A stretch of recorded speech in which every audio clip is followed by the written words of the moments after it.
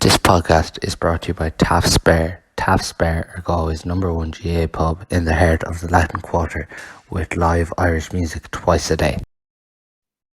So delighted now to be joined by Barry Cullinane, and this is our first week of bringing you the Galway Senior Football Club Championship Power Rankings, which I'm sure is going to cause numerous debates with different clubs and different people, and hopefully you'll have a great reaction to this. But just before we do, obviously the podcast is now being rebranded to the Maroon and White Pod, just basically because we're producing so much Galway GA content. It felt like this was the perfect name to rebrand. All podcasts and everything are still the same. It's just the logo is basically rebranded. That's all, for people who might be confused this week. The Power Rankings is brought to you by Taaffes Bar in Galway, so a massive thank you for them for coming on board. Barry, a hard task, I'd say. Yeah, I think I might block my. I don't know. Does Elon Musk allow mere mortals like me block your Twitter and block every form of because I tell you, you'd be chatting to people and they'd be saying about, different, being on the radio at times or whatever, and you'd actually be very surprised how many people listen and how many people are very quick to come up and tell you when you get something wrong. So I'm sure I'll get loads wrong and get loads of opinions on why exactly I got it wrong. But your look, isn't that what the GA is all about? It's obviously hard now more than any other stage at the championship, because obviously there's no action played. Like, what did you base these rankings on? What did I base? I don't know really, which is a good start. First of all, I based them on everybody having everybody. So I think, you could have started, everybody that we think people will have. So to certain teams, for example, Dunmore, who are without Matthew Reddington, and we know they're not going to have him. And he's kind of the spiritual leader of that Dunmore team, and he's a huge loss to them. Now they still have some really, really excellent footballers, and they'll get a good kick off winning the intermediate last year. But that's a big loss. So we know they won't have him. On the flip side of that, we know we'll say Rob Finnerty is Salthill won't have him for the first round of the championship. But overall, he'll still be a big part on their on their kind of drive for Frank Fox. So if I knew a team were missing someone indefinitely and they were really important, that affected where I put them. If I felt a team might be missing one or two guys at the start of the year, but overall will have them for the majority of the championship, I kind of took it as that they would have them. So rightly or wrongly, that's the way I went about it anyway. The hardest aspect there, as I mentioned, obviously, we're obviously going into the opening round, but no championship games played this year. Like, it's very hard to judge form because you can't read into the league at all. No, you can't. Well, I think Corofin will be delighted with their win in the league. The likes of Down, they would have been disappointed with how the league went for them, and I think Clare Galway were probably disappointed in their performance in the league semi-final against Tuam as well. So there is no form to back up anything that we say in this. A lot of it will be historical. It'll be what they've done last year. Maybe if a team has kind of gone and got a really good coach or something like that, that might change it. But overall, a lot of it will be based on last year, and maybe based on a team that might have a couple of players in really good form for Galway over the last 7 or 8 months. So it's difficult as the season goes on. You get a better feel for how teams are going. But right now, it's very much a gut feeling, and I suppose a look back at how they did last year. Yeah, we will get into it now. I'm just going to share the screen of the power rankings. Can you see that, Barry? I sure can, yeah. Yeah, so we'll start actually from the back here. So obviously 17 teams in the senior championship this year, 2 groups of 6 and a group of 5. You'll have first and second coming out, so that makes 6 teams across the 3 groups. The best third place team, and then a playoff in the preliminary quarterfinal between the other 2 third teams. So Barry started off on the first slide here, we have 17, from 17 to 10, and then on the next slide, we'll have ninth place to first place, and who Barry believes will win Frank Box this year. So 17, Nivanna Letramore, 16, St. Michael's, 15, Cashran, 14, Berna, 13, James's, 12, Dunmore McHale's, 11, Onspidale, and 10, Annadown. Barry, Nivanna Letramore, you believe they're going to struggle this year going by this?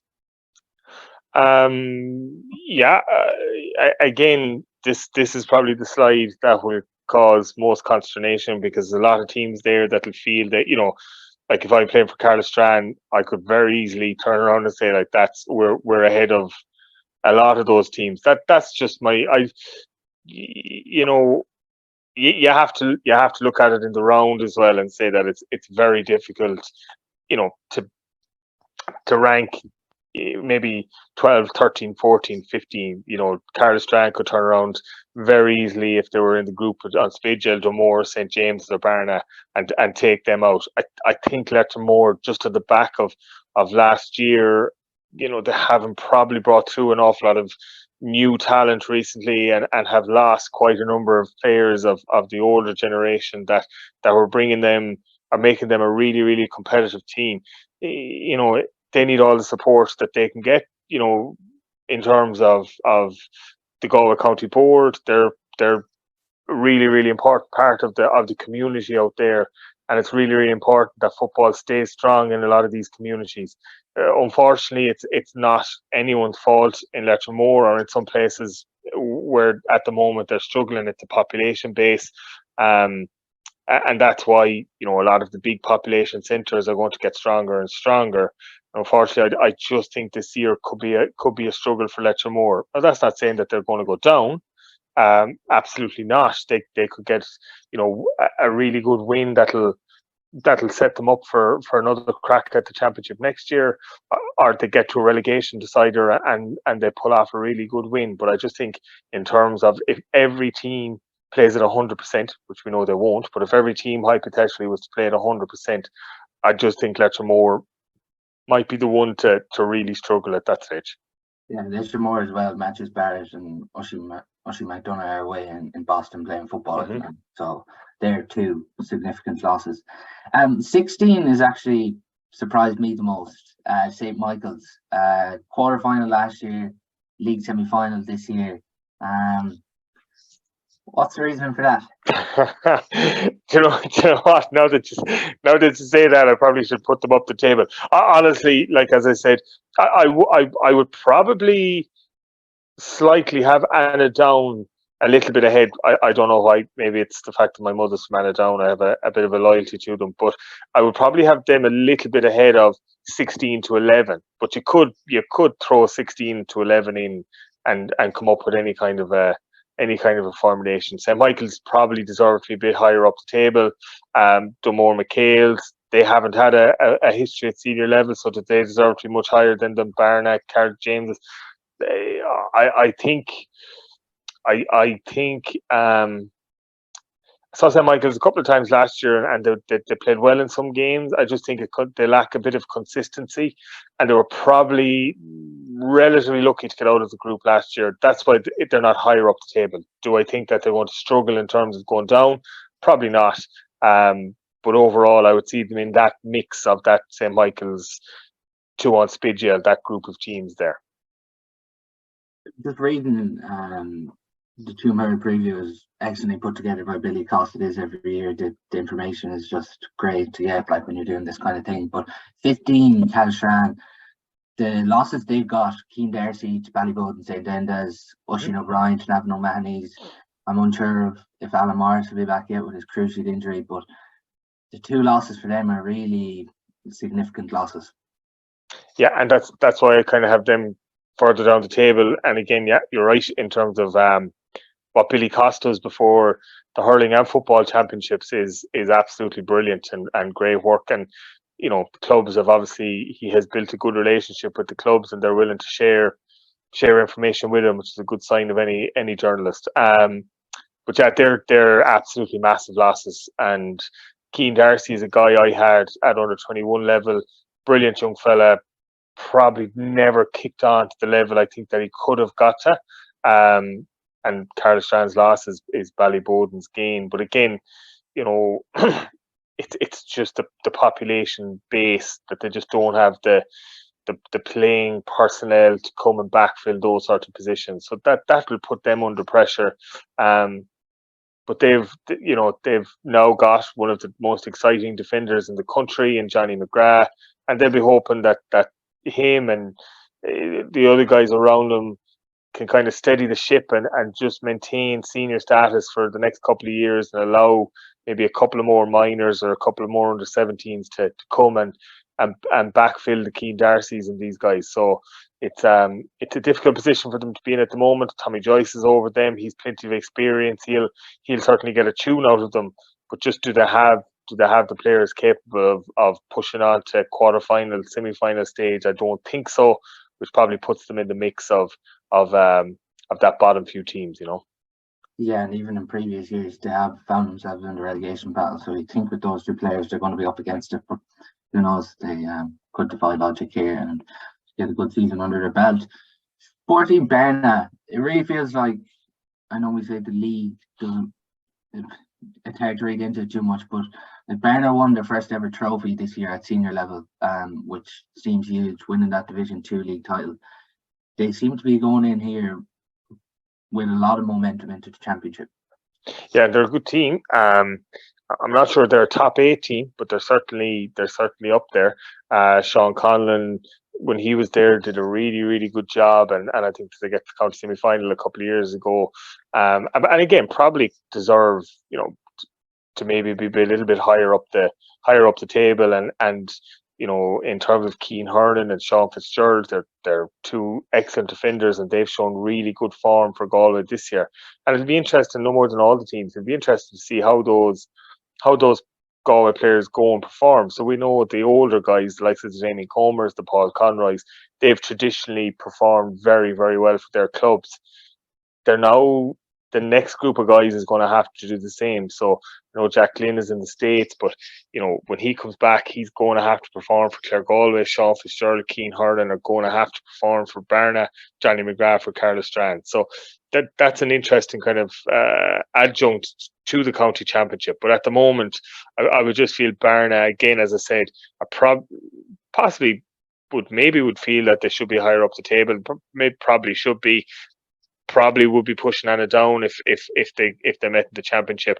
So, you know, they're one of the teams that will be feel that if they can get one early win, that will cement all the good work that was done in the league, and then they can push on and try and get another couple to get out of their group. James is at 13. It's fair to say James has last year stayed up by the skin of their teeth against Monterey in that final game. They have struggled they've been inconsistent really in the championship in the past, but there does kind of seem to be a bit of a balance there with the 3 or 4 Galway under 20s now that they had this year, plus like you're looking at your Paul Conroys and Johnny Duans as well. Yeah, I think James are one of these teams that, again, like that, if they can just steady the ship for a couple of years, they seem to have a good bit of talent coming through. Johnny Duan is back. I'm not sure that Johnny played with them last year, so I think he'll be a big addition to them. Uncle Cannon and Paul Conroy, they're kind of the trio of players that have been really, really performing for St. James's for the last 10 years. And then they have, as you said, a number of really good talents coming through at under 20 and minor level. So they're certainly a team that nobody likes playing because they know they can go and play football. St. James is a really good footballing team. You know, if you compare, like, you go and play at Carlos Strand, they're a good footballing team, but they're hard as well. You know, they're a tough group of men that will give everything every single day. St. James's like that, they can mix it, but that they like to really play football, and, you know, no more so than Paul Conroy. But I just think that if they can steady the ship, they can keep things, you know, in reasonable shape for the next couple of years, then they have plenty of talent coming through to try and push on and go up the table in the next, maybe not this year, but climb the table and be considered in a higher position over years to come. Then 12 Dunmore McHale's, obviously you were speaking there about the loss of Matthew Reddington. That's a significant loss. But in fairness, I do get your reasoning here of Dunmore 12 because they definitely did show enough last year to show they're a quality team. I saw them in a couple of games. I think I saw them 3 times last year, and I was really impressed with them on every occasion.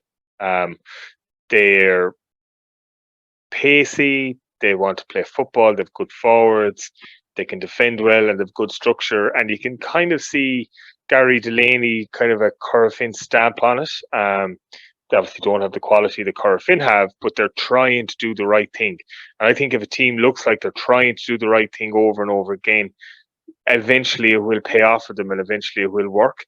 And I think that's certainly where Dunmore are at for me at the moment. As I said, even the Matthew Reddington thing, even psychologically for players, that's a big one. Like when they're starting out at the start of the year, knowing that they don't have the guy that was really driving this for the last couple of years, it's a big hit. It's a big hit, and it's a big challenge for them to go and progress and make sure that it doesn't affect them hugely. And I think if they can get a win early doors, then they'll be very happy with that, and they'll be looking to push on and possibly contest for maybe third place in their group.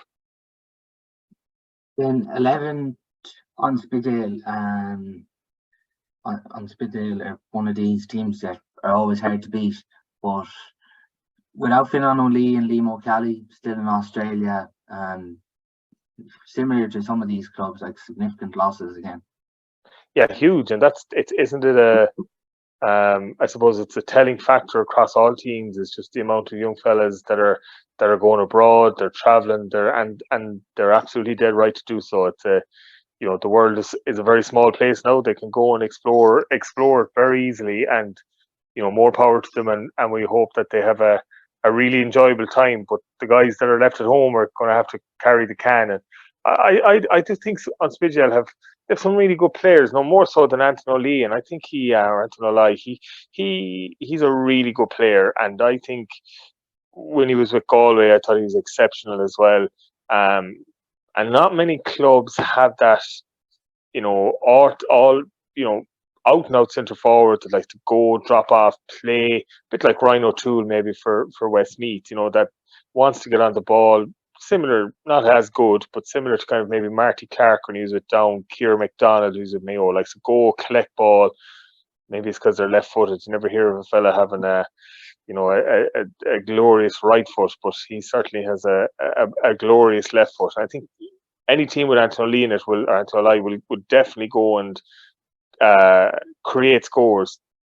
Their challenge is that they have to convert them, and I just think they're a good team. And I'd be the fact that Donald Flaherty's back in there as well with them is a big bonus, and he'll put structure on things, and he'll have teams well analysed, and he'll be looking for them to go and enjoy it, but also with a good structure behind them.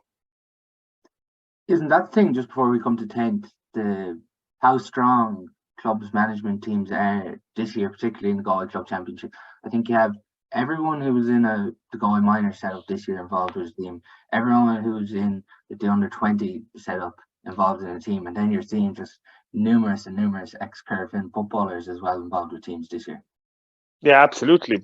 But, club teams are now expecting the best of standards. And, the day of turning up for training, going playing a match, and maybe running up and down the pitch for 10 minutes at the end of the session is gone. They expect the best of analysis, the best of training.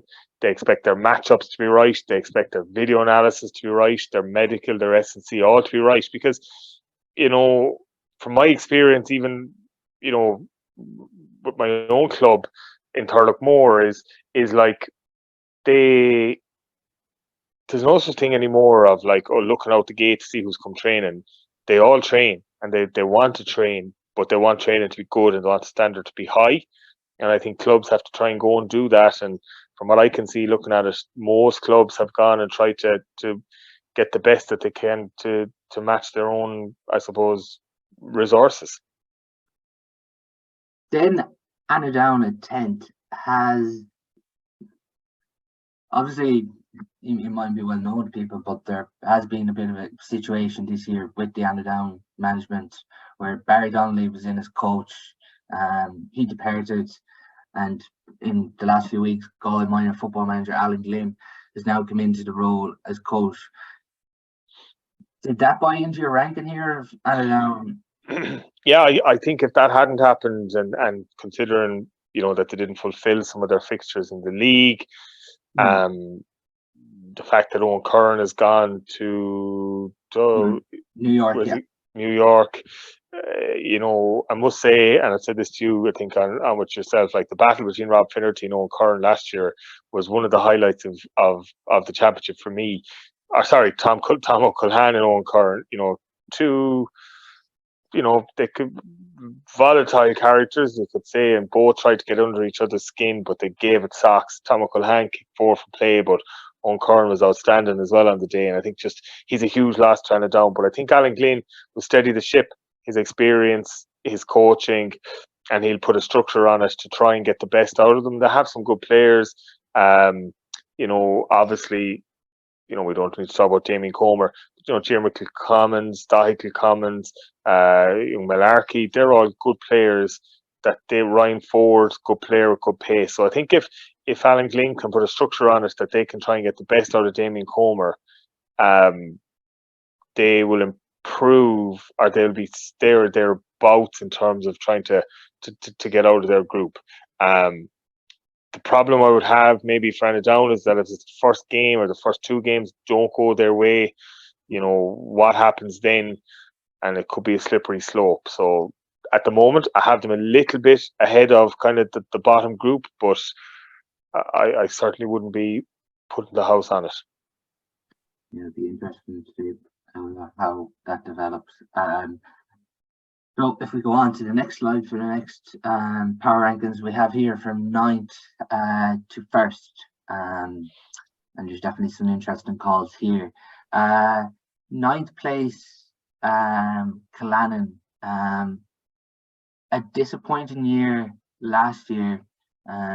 Jared Butler has obviously come in there as manager, and he's added Gary Fahey in as a selector, which is an interesting thing. But apart from last year, really, Cullinane have kind of always been thereabouts. Yeah, they're consistent.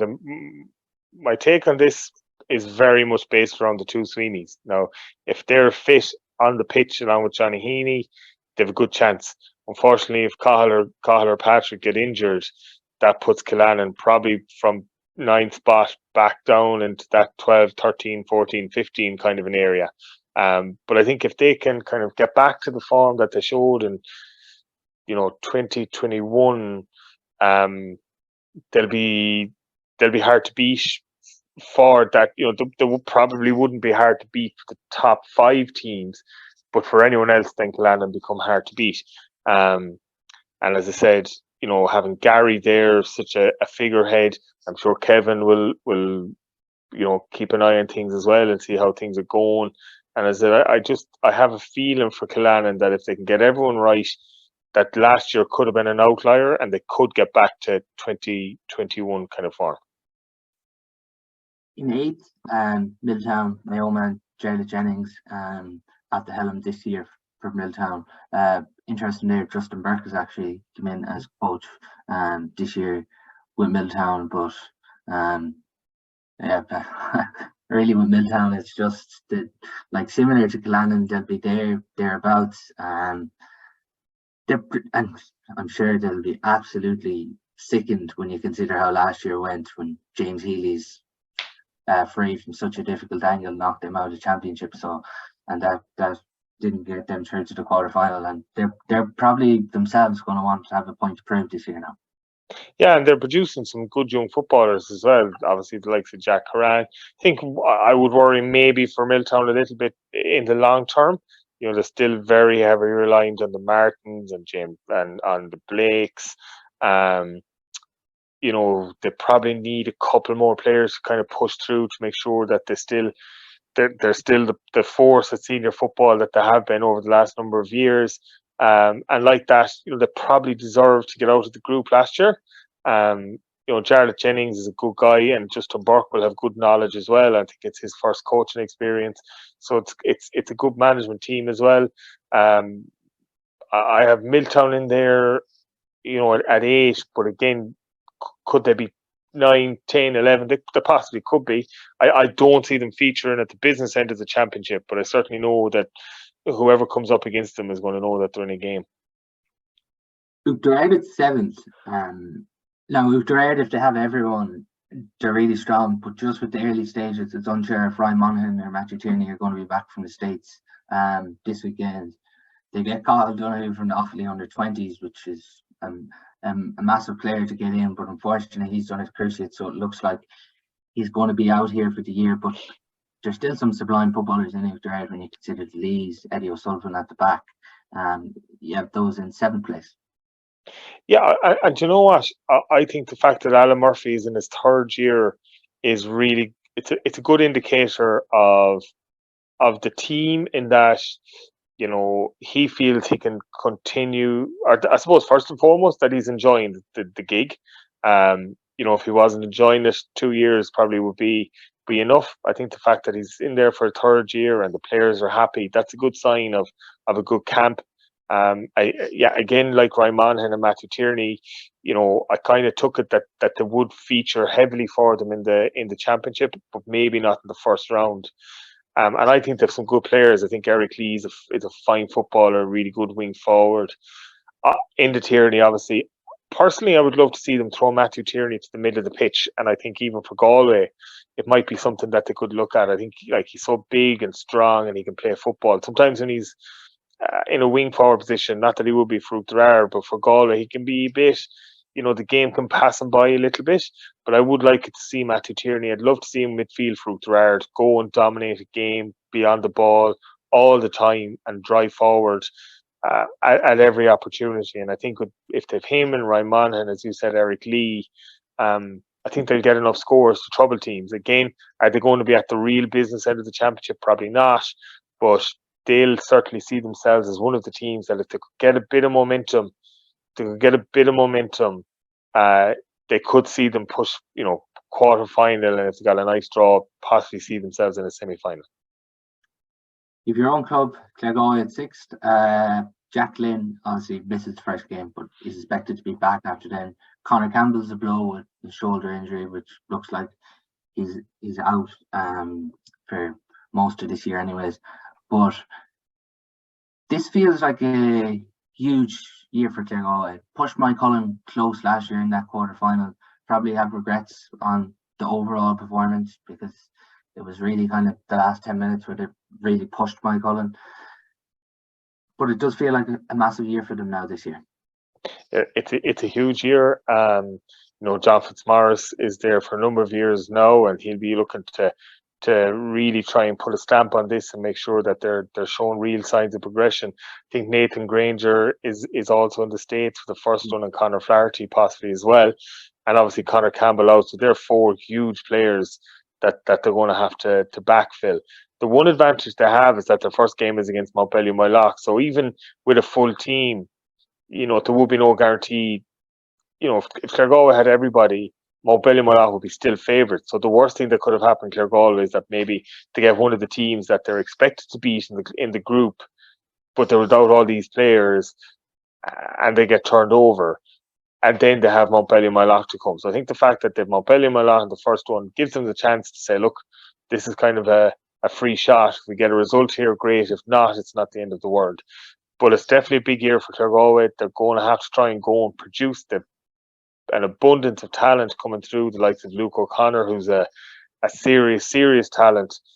But they're now going to have to go and produce. I worry for them a little bit around the middle of the pitch. Darren Hennessy has been a great servant, a great warrior, but I think we need a little bit more now, and I'm just not sure who's going to fill that position for us.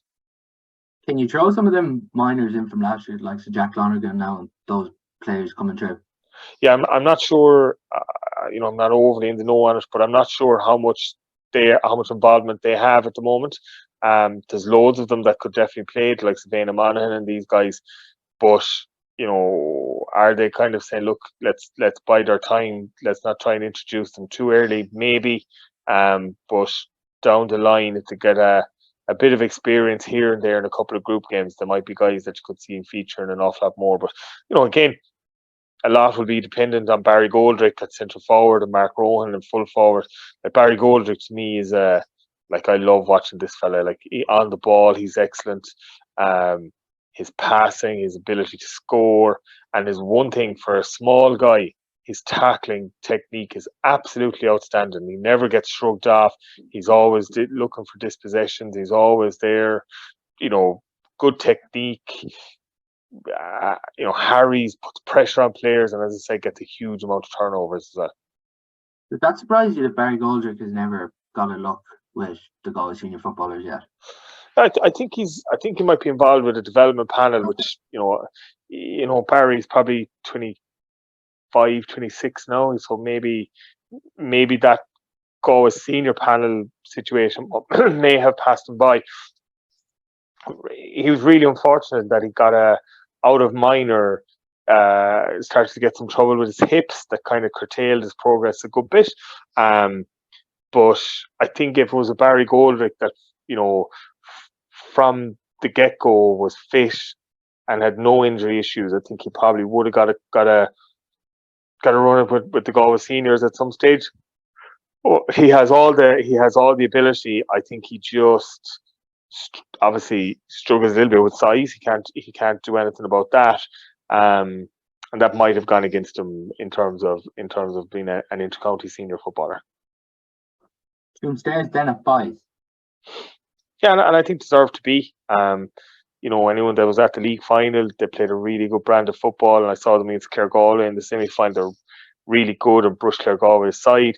They have some good forwards like Cormac Walter and Brian Mannion. Brian Mannion, a guy that I'd love to see push on. I think he has loads of potential, really, really good footballer. And this could be a year that he tries and goes and do it. And obviously Cormac Walter, Jamie Murphy, Gary O'Donnell at the back. They're strong down the middle. And their team, they'll probably know themselves. They're a little bit behind the top 4, not that much, and a bit of momentum and a strong run. They've Gary O'Donnell there now all the time. Like, what a leader! And if they get a run at things, they won't fear any of the teams that I've ranked above them anyway. I can guarantee that much. Yeah, and even Conor Heaney and Luke Fallon, 2 young lads who look to have come through really impressive league campaigns there for Tuesdays. Just before we do get into the top 4, it does feel like there's a slight bit of a gap here between the top 4 and the rest. Is it safe to say? It feels like it. That's probably more to do with the top 4 than any of the other teams. I think they're 4 really strong teams with really, really good players and littered with inter-county stars, good management setups, and are coming from traditionally strong football base. So that's the perfect storm of what you need. And the top 4 will be hoping to try and maybe widen the gap, and the challenge from every other team, the likes of the Tube Stars, Clare-Galway, Gerrards, is to try and close the gap. So it will be interesting to see as the year goes on how the lie of the land is, or is it going to be predictable in that the 4 county semi-finalists are going to be Montbellew, Corofin, Moycullen and Salthill-Knocknacarra. And if it is, that'll be a little bit disappointing that no team has gone and trying shaking things up a bit, but it won't bother any of those 4 teams. Montbellew, my law, 4 county champions in 2021. Last year, obviously, came up short to Moycullen in that semi-final. They might feel themselves that maybe Moycullen did catch them on the hop.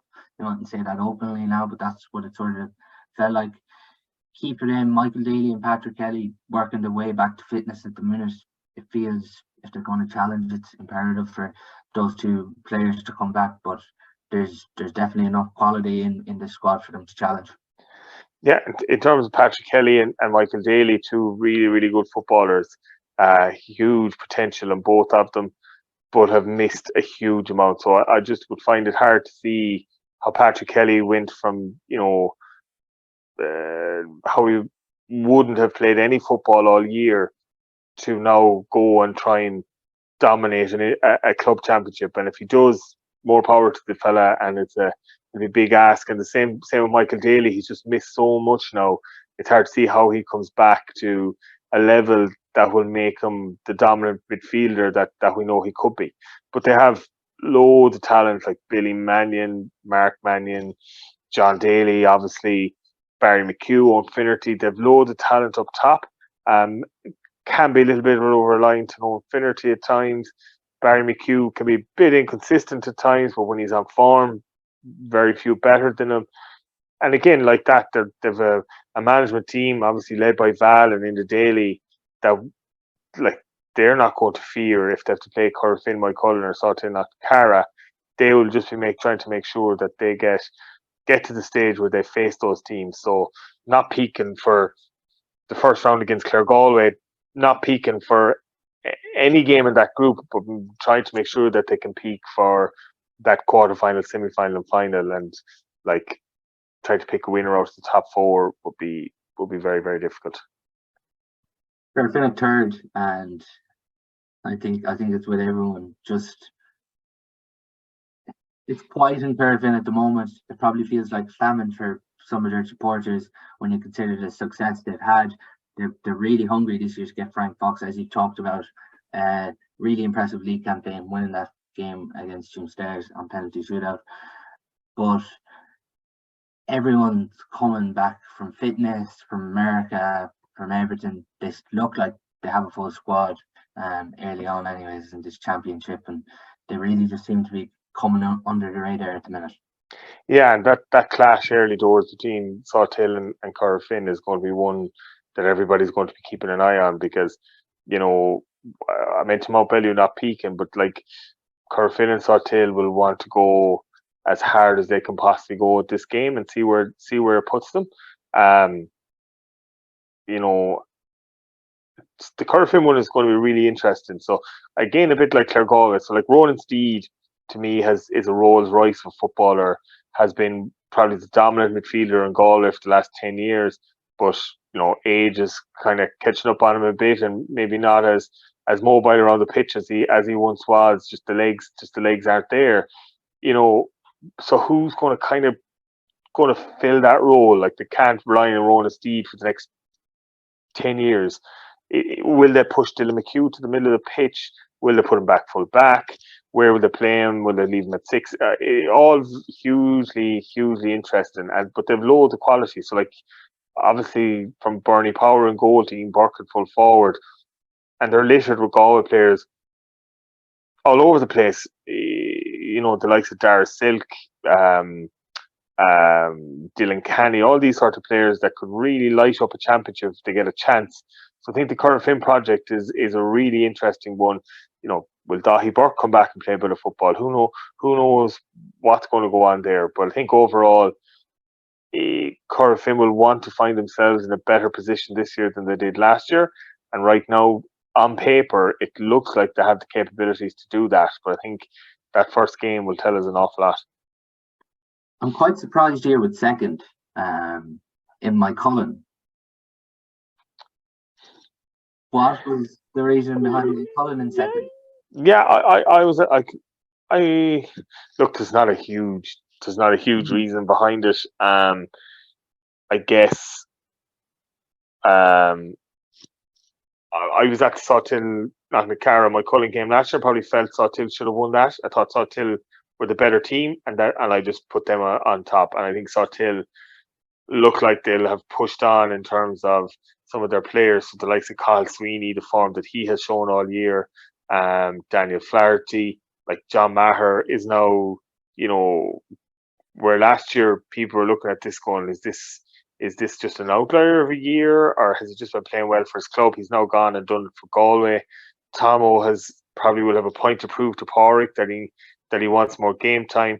Rob Finnerty certainly has a point to prove to everybody. You know, he's a top footballer who I think is one of the real class forwards.